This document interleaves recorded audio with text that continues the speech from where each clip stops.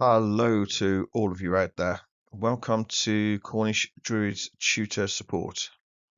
Please check our YouTube channel on a regular basis. We will be uploading videos fairly constantly to help you guys out with your studies over the 2 years of the course.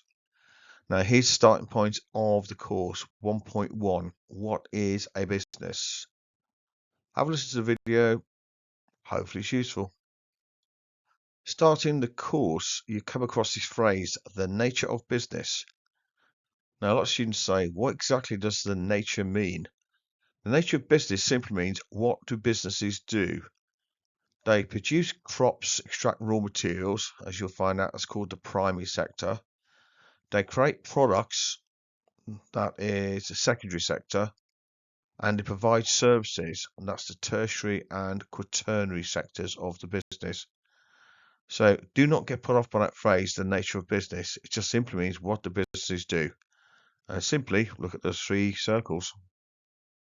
Again, another phrase, business activity. Now, what exactly does this mean? It's inputs, process, outputs. Now, to break that down, business activity, what does business do day to day? It takes the factors of production. Now, here you're looking at physical factors, financial factors, human factors, enterprise, entrepreneurship. So all of those factors could be the factories, the people, the finances, the entrepreneurial skills, the business skills. You put them into a business and then you process all of those inputs. Okay, the raw materials, use the people skills, use your money accordingly, use your entrepreneurial skills, and you add value. Now, added value is a phrase you'll come across quite often. Added value is simply the difference between the final selling price and the cost of producing something. There are certain products or services out there you pay far more than it costs to produce them. Why? The process part of the activity a business carries out adds value. So, for example, German car engineering, Mercedes, BMW. It's the design, it's the quality of engineering in terms of the function, the performance of the cars, how long those cars last.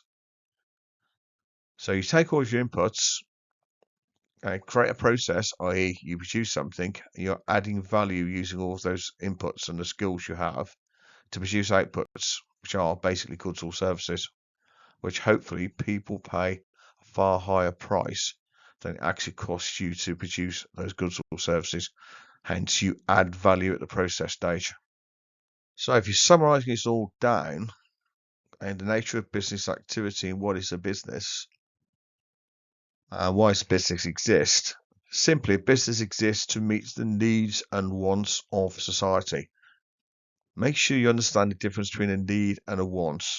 Need is required for survival. Want is not required for survival. Something you actually do want yourself to make your life far easier.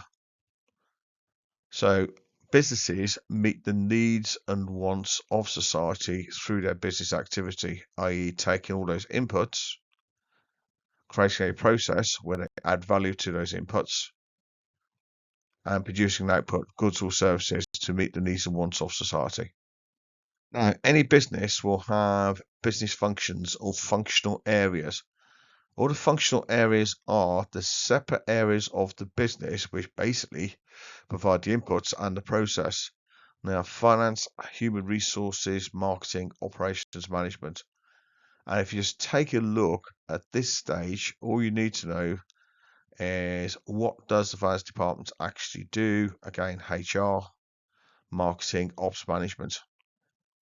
All those functional areas allow the business to exist, i.e. input, process, added value, output, produce goods or services. All the areas contribute and work together to ensure you produce those outputs, which you then sell, hopefully at that high price. Now, key issues students have difficulty with is this idea of interdependence between the functional areas. Interdependence simply means link, working together.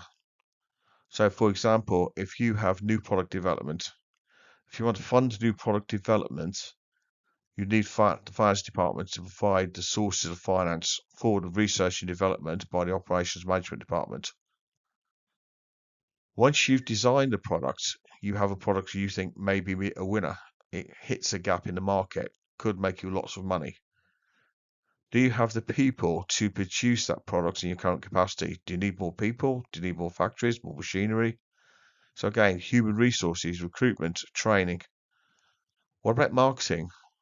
What's the price you're going to charge? How are you going to promote that product in terms of its appeal to which target group? How are you going to distribute it? That's place.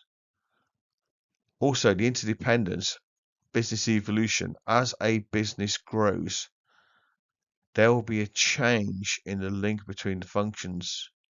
And the short term, the greatest emphasis normally is on financing. Yep, you need to survive.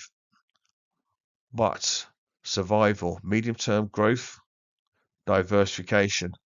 Look at the different emphases. In short term, it's about finance. Longer term, you're looking to grow, you're looking to innovate, you're looking to diversify, expand your product range. Again, human resources, more workers, different skill sets, marketing, how you're going to advertise, how you're going to promote, operations management.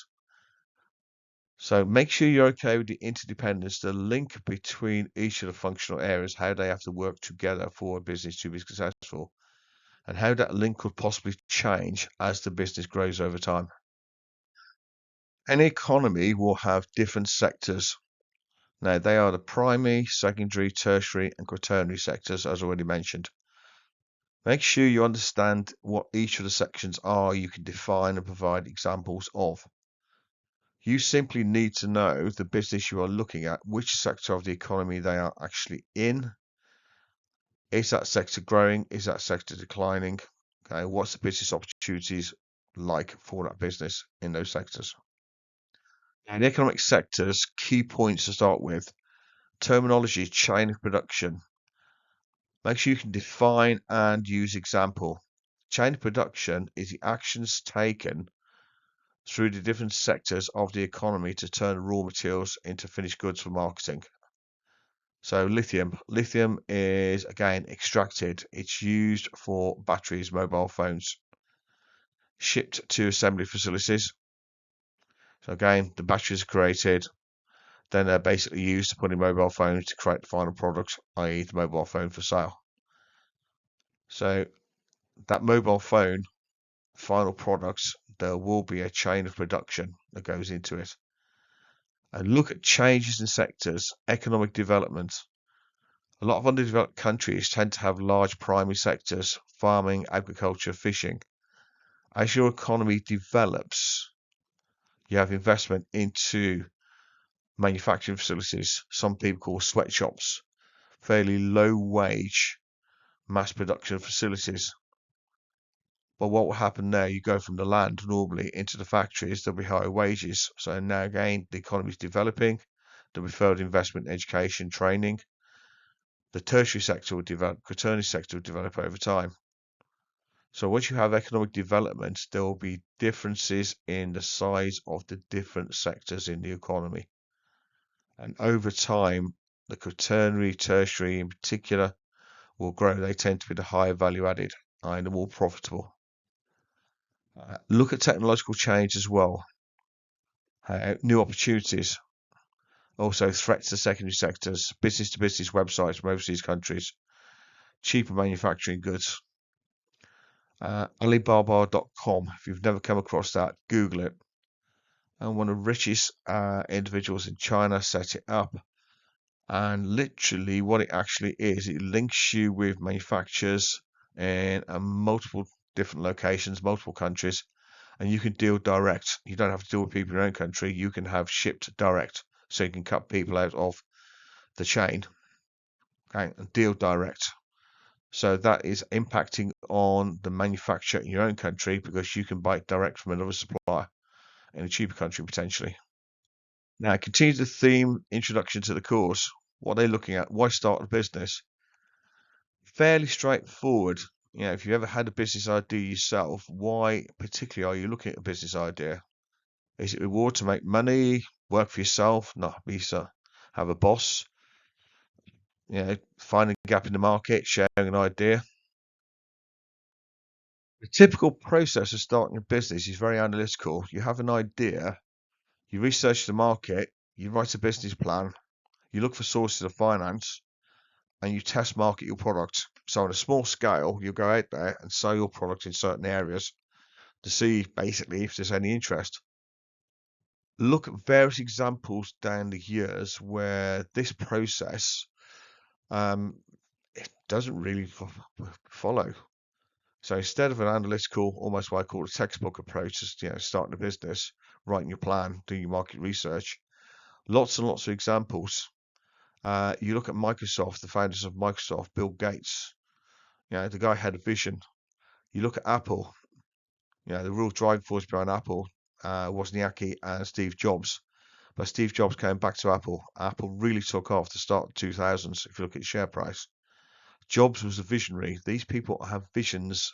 They can see where technology is going before somebody else could. Take a look at Elon Musk. Is he an analytical planner like this, or does he just come up with an idea, intuition, and think, I can make this work, I can see the future.